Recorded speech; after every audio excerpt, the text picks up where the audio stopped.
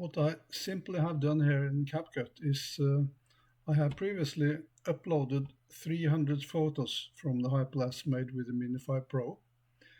I added them to the timeline with 0.1 of a second interval, and then I exported it because that video got to be 30 seconds.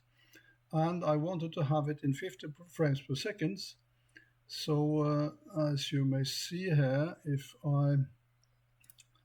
sorry, just stop that one. If you look here, I have selected a frame rate of 50 frames per second. And what I did in addition to that is that I went to the speed, I bumped it up 2 times, and on the video, I selected stabilize. And it does a very good job.